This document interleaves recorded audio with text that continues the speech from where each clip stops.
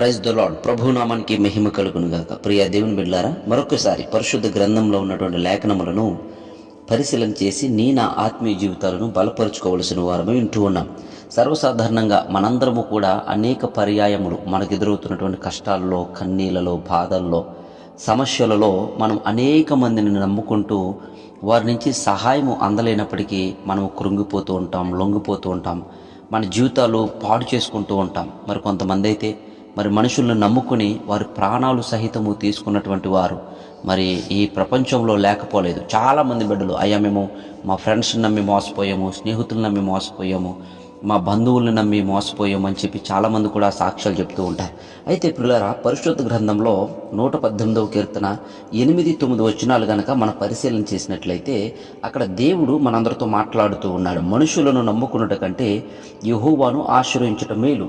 పిల్లలు చూడండి, మనకు వచ్చిన కష్టాల్లో, కన్నీళ్ళలో, ఇటువంటి సమస్యల్లోనైనా సరే మనుషులపై మనం ఎప్పుడు కూడా ఆధారపడకూడదు. మనుషుల్ని నమ్మి మన జీవితాలు భయంకరమైనటువంటి పరిస్థితులు కూడా మనం నడిపించుకుంటూ ఉంటామేమో. అయితే వాక్య లేఖనాలు తెలియజేస్తున్న ప్రకారము మనుషులను నమ్ముకున్నట్టు కంటే యెహోవాను ఆశ్రయించటం మేలు.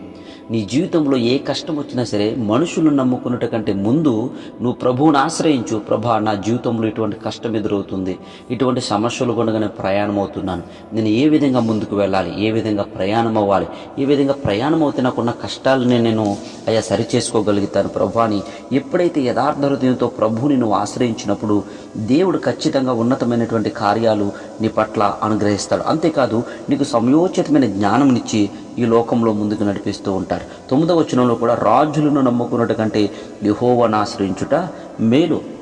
నిజమే, మనకున్నటువంటి స్నేహితులు బాగా ఉన్నత స్థితిలో ఉన్నవారు అయి ఉండొచ్చు, బాగా డబ్బు ఉన్నవారు అయి ఉండొచ్చు, కానీ వారిని సహితం మీరు నమ్ముకోవద్దు.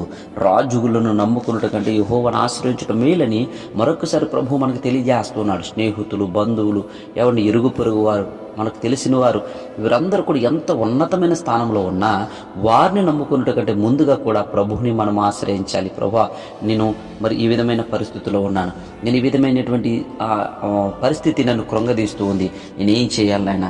ఎవరిని నమ్ముకున్నా నన్ను మోసం చేస్తున్నారు, మాట ఇస్తున్నారు, మాట తప్పుతున్నారు. తద్వారా సమాజంలో నేను చాలా వరకు మరి నిందల పాలవుతున్నాను, బాధల పాలవుతున్నాను, అనేక మంది నన్ను దూషిస్తున్నారు. మాట ఇచ్చి తప్పేటువంటి పరిస్థితులు ప్రభా మరి ఈ ప్రపంచంలో నాకు ఎదురవుతున్నాయి, నేనేం చేయను నాయనా అని ప్రభువుని మొదటగా నువ్వు ఆశ్రయించినప్పుడు పిల్లల దేవుడు మన జీవితాల్లో సమయోచితమైన జ్ఞానంనిచ్చి మనకి ఎవరైతే సహాయపడడానికి వారు మంచి మనసు కలిగిన వారు ఉన్నారో వారి దగ్గరికి వెళ్ళేటట్లుగా దేవుడు మనల్ని ప్రేరేపిస్తాడు.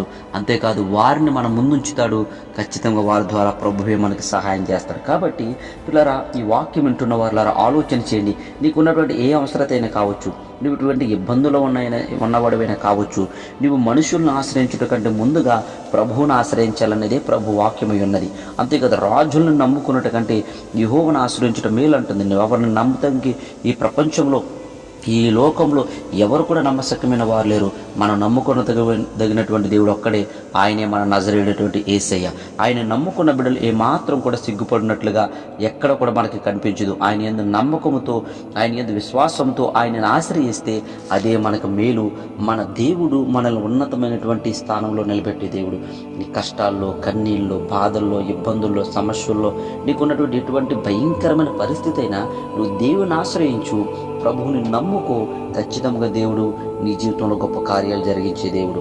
ఒకటి మాత్రము పరిశుద్ధ గ్రంథం తెలియజేస్తుంది, ఈ లోకంలో మనుషులను నమ్ముకున్న, రాజులను నమ్ముకున్న, అధికారులను నమ్ముకున్న ఎవ్వరు కూడా నీకు సహాయం చేయలేరు.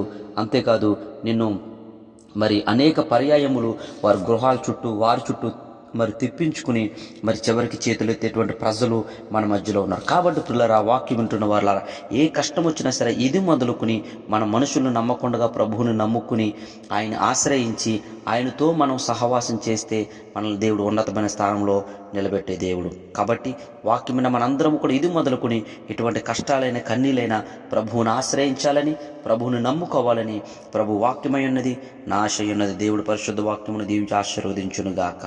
ఆమేన్.